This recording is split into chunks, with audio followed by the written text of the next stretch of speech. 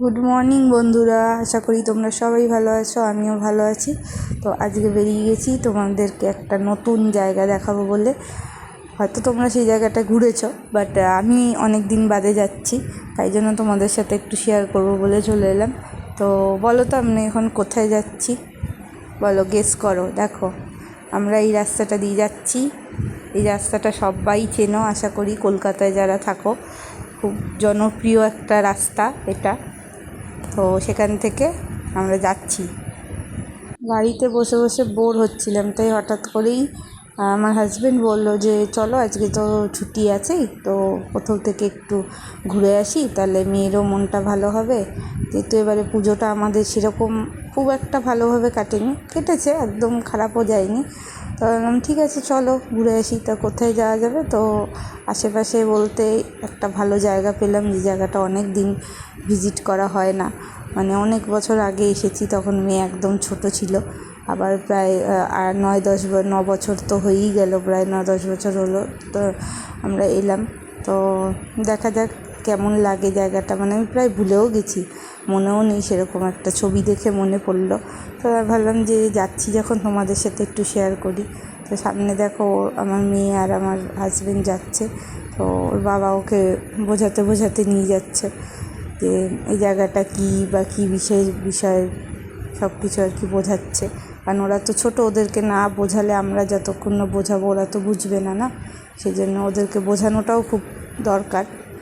তো যাই হোক, সাথে থাকো, দেখতে থাকো। তো ফাইনালি আমরা চলে এসেছি। দেখো দেখো, চিনতে পারছো? এটা হচ্ছে বেলুড় মঠ। বেলুড় মঠের গেট, মেন গেট এটা বেলুড় মঠের, ঠিক আছে? তো আমরা চলে এসেছি, এসে আমরা ঢুকে পড়লাম ভেতরে। ভেতরে ঢুকে দেখলাম যে ওখানে জুতোটা খুলে প্রবেশ করতে হয়, যেহেতু মন্দির আছে। মন্দিরের ভেতরে তো জুতো পরে প্রবেশ করা যায় না। যদি কেউ মন্দিরে না যায় তাহলে জুতো পরে প্রবেশ করতে পারে। তো আমরা অনেক বছর বাদে এসেছি, একটু তো মন্দিরে যাব, মেয়েকে দেখাতে হবে, মেয়ে কোনো দিনও আসেনি। তো আমরা জুতোটা খুলে তারপরে ভেতরে প্রবেশ করব। আর একটা সবচেয়ে বড় কথা হচ্ছে যেটা, এখানে কিন্তু মোবাইল ফোন অ্যালাউ নেই ভেতরে। কোনো রকম ছবি, মানে মোবাইল ফোন বলতে মানে ছবি তোলা যাবে না, কোনো ক্যামেরা অ্যালাউ নেই। কিন্তু গিয়ে দেখলাম যে সবাই ছবি তুলছে, কোনো অসুবিধা নেই। তা আমরাও একটু ছবি তুলে নিলাম তোমাদেরকে দেখাবো বলে।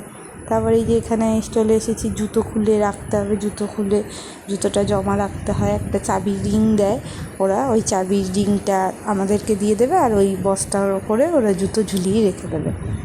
তো সেখানে গিয়ে আমরাও সবার মতো জুতোটা খুলে জমা রেখে দিলাম। জমা রেখে দিয়ে তারপরে আমরা ভেতরে ঢুকলাম। এই হচ্ছে আসল বেলুড় মঠ মন্দির। দেখো বন্ধুরা, কত সুন্দর মন্দিরটা। দিনের বেলা এলে আরও সুন্দর লাগে। মানে অ্যাকচুয়ালি দিনের বেলার একটা ভিউ আর রাতের বেলার ভিউটা অন্যরকম। তবে আমার মনে হয় দিনের বেলা এলে এই জায়গাটা আরও বেশি সুন্দর লাগবে রাতের বেলার চেয়ে। কারণ আলো খুব একটা বেশি লাগলো না, জানি না, আমার মনে হচ্ছে যেন দিনের বেলা বেশি ভালো লাগবে। তো অন্য একদিন দিনের বেলা এসে ঘুরে যাব, ইচ্ছে থাকলো। তো রাতের বেলা এলাম, আমাদের ভালোই লাগলো, খারাপ লাগেনি, খুব সুন্দর লাগলো মন্দিরটা। আর মন্দিরের ভেতরটা তো আরও সুন্দর, কিন্তু মন্দিরের ভেতরে প্রবেশ করা যায় না, কোনো ছবি কেন ক্যামেরা কোনো কিছুই মন্দিরের ভেতরে তোলা যায় না। সেই জন্য মোবাইলটা বন্ধ করে দিতে হলো, না হলে খুব বকা খেয়ে যেতাম। তো আমরা মন্দির ঘুরে এই যে বেরিয়ে এলাম। মন্দিরের ভেতরটা আমাদের দর্শন করা হয়ে গেছে, খুব সুন্দর, মানে খুবই সুন্দর। এটা না দেখলে মানে তোমাদেরকে বলে বোঝানো সম্ভব নয়। তো যাই হোক, শেষমেশ আমরা বেলুড় মঠ থেকে বেরিয়ে গেলাম। এই হচ্ছে একটা ছবি তোমাদের সাথে শেয়ার করছি, দেখো খুব সুন্দর লাগছে। তো আমাদের বেলুড় মঠ ঘোরা শেষ হয়ে গেল, আমরা এবারে বাড়ি যাওয়ার জন্য রেডি। আমরা রওনা দিয়ে দিচ্ছি, বাড়ি যাচ্ছি। তো এবার বুঝতে পেরেছে যে জায়গাটা কোন জায়গা। তো বাড়ি যাওয়ার সময় আমাদের হঠাৎ করে মনে এলো যে যেহেতু কালী পুজো অবধি এখন সময় আছে বিজয়া দশমীটা করার, আমাদের কিছু বিজয়া সারা বাকি ছিল। তো সেখানে আমরা চলে গেলাম, গেছিলাম অ্যাকচুয়ালি আমার হাজব্যান্ডের মা বাড়িতে। সেখানে দিদা আছে, দিদা অনেক বয়স হয়ে গেছে, তো তাকে প্রণাম না করলে তো হবে না। তো সেই কারণে চলে গেছিলাম দিদার কাছে, দিদার বাড়িতে দিদার আশীর্বাদ নেওয়ার জন্য।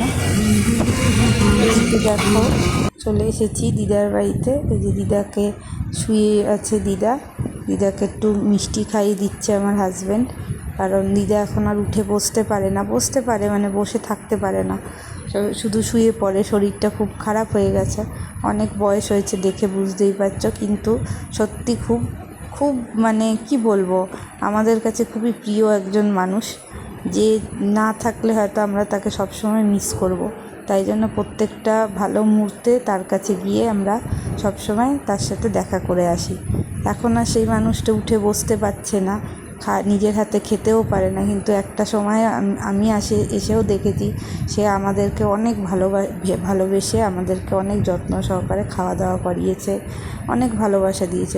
তাই জন্য আমাদেরও তার প্রতি অনেকটাই ভালোবাসা রয়েছে। আমরা প্রত্যেকটা মুহূর্তেই যাই তার কাছে গিয়ে একটু নিজেরা দেখা করে আসি, যতদিন সে মানুষটা আছে, অ্যাটলিস্ট চোখে দেখলে তো শান্তি পাবে, সেই কারণে। তো দেখো আমার হাজব্যান্ড খাইয়ে দিচ্ছে আর বলছে যে দে একটু খাবো এরকম বলছে। তো যাই হোক, এই ভিডিওটা, এই মুহূর্তটা তোমাদের সাথে একটু শেয়ার করলাম, তার কারণ যে মনে হলো যে তোমাদের সাথে একটু শেয়ার করি, আর এটা স্মৃতি হয়ে থেকে যাবে আমাদের কাছে সব সময়, সেই কারণেই শেয়ার করা। তো যাই হোক, ভিডিওটা তোমাদের ভালো লাগলে লাইক, কমেন্ট, শেয়ার করে দিও।